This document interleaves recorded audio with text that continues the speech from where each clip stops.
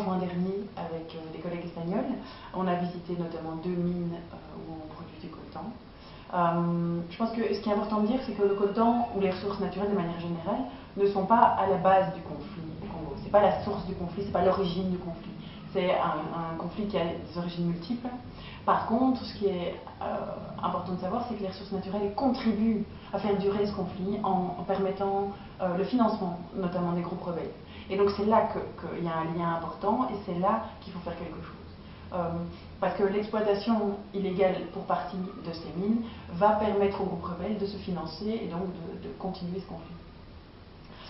Ce qu'il faut aussi savoir, c'est qu'aujourd'hui au Congo, qui est un pays potentiellement très très riche, notamment à cause de ses ressources naturelles, le contraste entre cette richesse potentielle et les conditions de vie de la population est absolument effrayant. Les gens sont dans une misère totale, il y a 1 million de déplacés internes, il y a la malnutrition, enfin, c'est vraiment des conditions de vie excessivement difficiles. Et ce qui est très choquant quand on voit que par ailleurs c'est un pays qui a tout pour que tout fonctionne bien.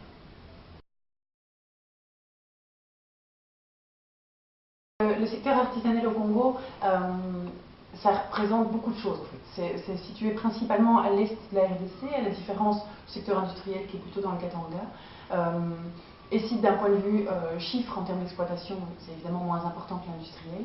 Par contre, en termes de nombre de familles concernées, de nombre de creuseurs et indirectement de nombre de familles qui vivent de ça, c'est excessivement important au Congo aujourd'hui, le secteur artisanal, vraiment. Et donc c'est pour ça qu'il faut le soutenir, qu'il faut le structurer, aider à le formaliser. Et là aussi, ce qu'il faut ne pas perdre de vue, c'est que si on arrive à formaliser le secteur artisanal au Congo, on peut développer une classe moyenne qui n'existe pas aujourd'hui au Congo. Aujourd'hui, on a des gens très très riches et puis des gens très très pauvres. Et il n'y a pas de classe moyenne.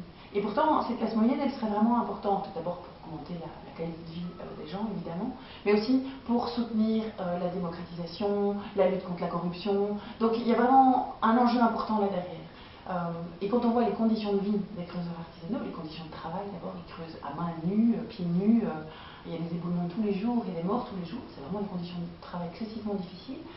Mais alors aussi quand on voit comment vivent leurs familles, les revenus qu'ils touchent de cette activité, c'est totalement anormal quand on voit le cours du coltan, à combien il est vendu sur le marché international, et que par ailleurs ces gens vivent vraiment dans la misère, ils n'ont pas les moyens d'envoyer leurs enfants à l'école, ils n'ont pas les moyens d'assumer des soins de santé minimales, etc. Donc il y a vraiment un enjeu important là, dans la formalisation du secteur artisanal.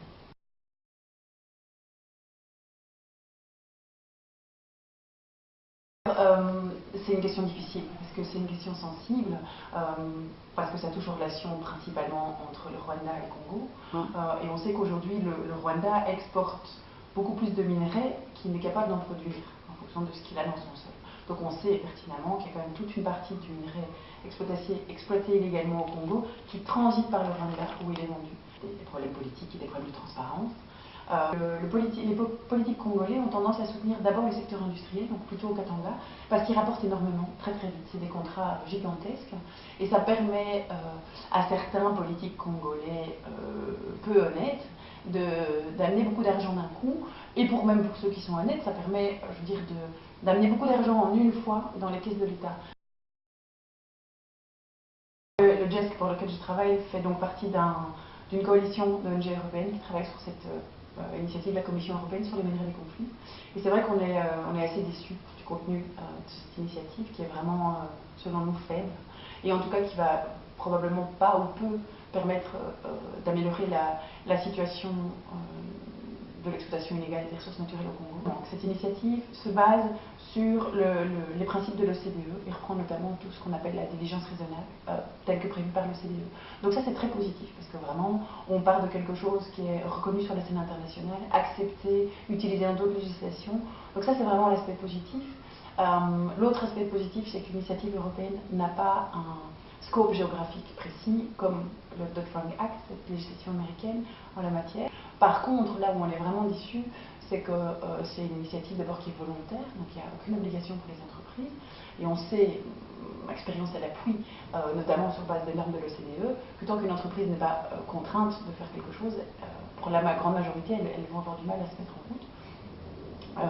Donc ça c'est vraiment le premier problème. Le deuxième, c'est le scope des entreprises. Ça concerne vraiment uniquement les entreprises au début de la chaîne d'approvisionnement. Et donc on va finalement toucher très peu de produits concernés au sein de l'Union européenne.